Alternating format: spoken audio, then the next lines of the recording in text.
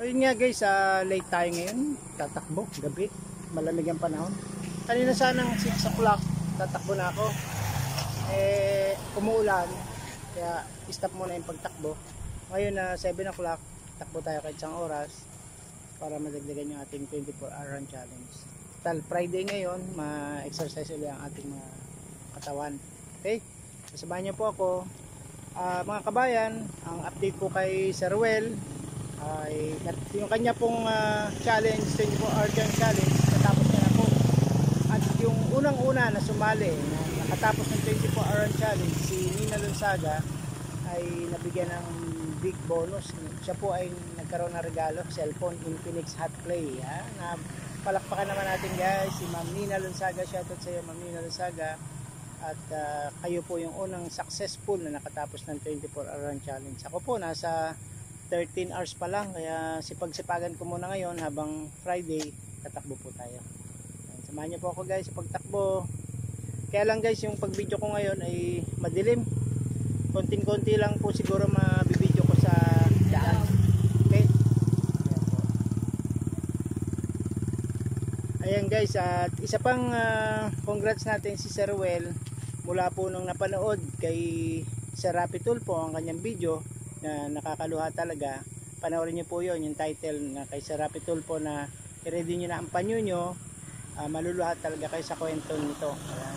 So panoorin niyo po yon. Mula po nung yun ay i-show or ma-upload ni Sir Rapi Tulfo, ang kanya pong subscriber ay umangat po ng nasa 3,000 na po yung pangat. Ang bilis po. Dati po lang siyang 48,500, ngayon po ay 51,100 na. So palakpakan, congratulations Sir Ruel. Sana tuloy-tuloy na ang iyong pag-unlad. Talaga namang napaka-deserving niyo po na munlad, magkaroon ng maraming subscriber at views dahil sa sobrang niyo pong maraming natutulungan. Mas marami pa kayo matutulungan ngayon dahil lumalaki na po ang inyong channel. Kami naman pong Team Ruel Lipat ay handang tumulong at mag-scout at maghanap po ng matutulungan. Lalo na po dito sa lugar ko, sa Camarines Sur. Sige guys, takbo muna ako. Takbo tayo, takbo. Yan.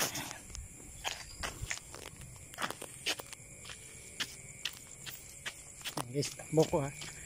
Madilim na, wala na ako sa inyo may papakita. Patay ko na muna. Bye guys. Baka i-combine ko na lang to sa Premiere, itong run number 13 tsaka yung run number 12. Okay, hindi, sumatakbo tayo ngayon sa run number 13. Madilim, gabi. Ayan. Ang problema lang guys ay kahapon na makita ko ng bundok, sobrang layo. Nararamdaman ko yung sakit sa singit. Masakit ulit yung singit ko. Nag-slide kasi ako guys dun sa madulas na putik sa bundok. Nakwenta ko rin sa inyo guys na meron po kami nakasalubong na cobra. Tapos nung nakita kami, lumakit siya sa saging, bungang saging. Yan. Hindi ko na po na video yun dahil na-shock na. Dito, sa pag may ilaw yung poste, nakikita niya pa ako yun guys kapag takbo.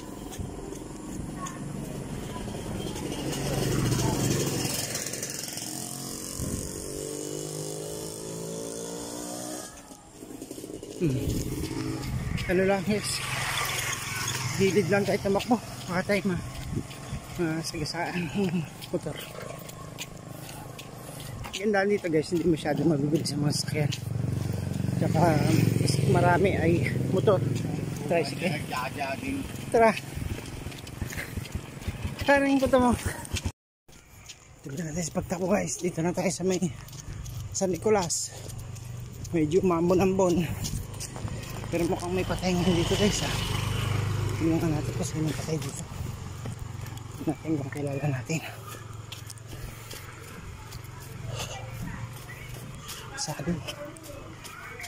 Sabi baloy natin. Klase yata ito mo naman.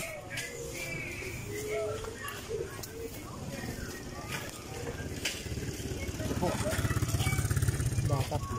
19. Kuya po Barbara.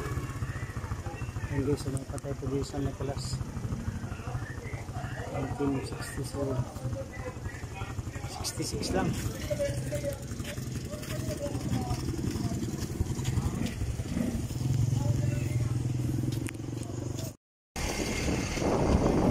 Guys, sa highway sa diversion ng buwan. So dito talaga marami sasakyan.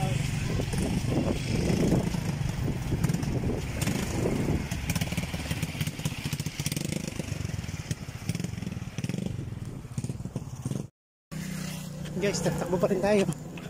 Dito po tayo guys sa ano, Bicol Petroleum. Sobrang mahal na po ng guys ng ano, gasolina. 70,000, 70.95 ang regular. Premier po ay 71.95. Sobrang taas po na yung tinaas ano. Epekto po yan ng ano, pagtaas ng value ng dolyar o pagbaba ng value ng peso.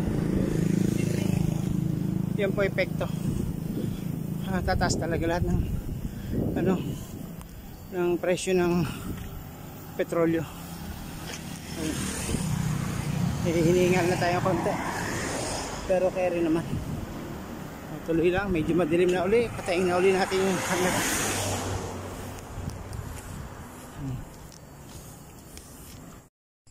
So yun nga guys, nasa run number 13 pa rin tayo.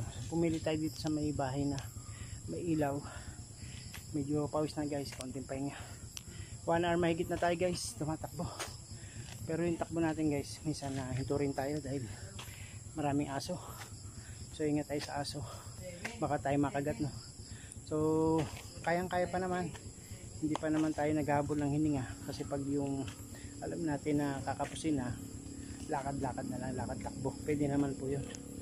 So itong ating run number 13 ay pakatapusin natin ng 1 hour plus.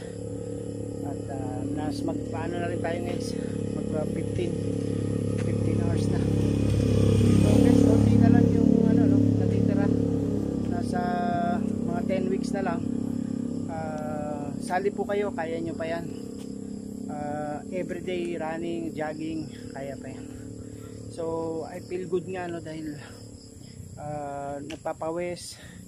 So alam ko bumababa yung ating high blood pressure, nagiging normal. Tapos yung ating cholesterol nababawasan. So yun guys, so health is wealth pa rin tayo. Tuloy-tuloy lang guys, kahit po natapos natin yung 24 hours run challenge ni Sir Ruel, ay tatakbo pa rin tayo para sa kalusugan natin. Okay guys, let's go, takbo tayo. Yan o, madilim. Lagyan natin itong camera sa harapan. Yan. Yes, kagaya niya, may aso. Ang lakas ng kaul ng aso sa atin.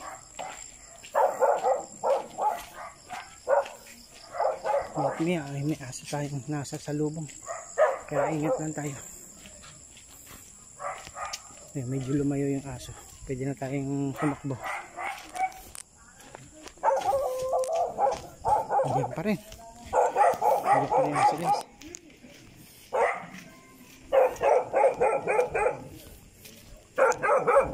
May mga anak siya. Eh siguro matatanggap siya. May anak. Palampasin naman natin para tumigil yung ito. May aso ulit dito. Iwasan natin siyang magka salo-salubong. So yun guys, nakatapos ulit tayo ng run number 13. Konti na lang ating kulang, siguro mga nasa 14 hours na po ang ating challenge. Hinahapo pa tayo, pawis, pati braso pawis, muka. Yeah. So guys, malaki tayong oras, kaya nyo pang sumali. So i-wrap up ko muna guys. Tayo po yung naka 4.33 miles tonight pala. At ang ating hours ay 1 hour something, 1 hour 17 minutes something. Yan guys, i-screenshot po, isama ko na lang dito para makita. Ayan guys, Salamat guys sa pagsuporta niyo sa aming Team Ruel Lipat, pati po sa aking channel. Sana po kung nagustuhan niyo ang aming video, paki-share and like para po marami pa tayong matulungan. Good night.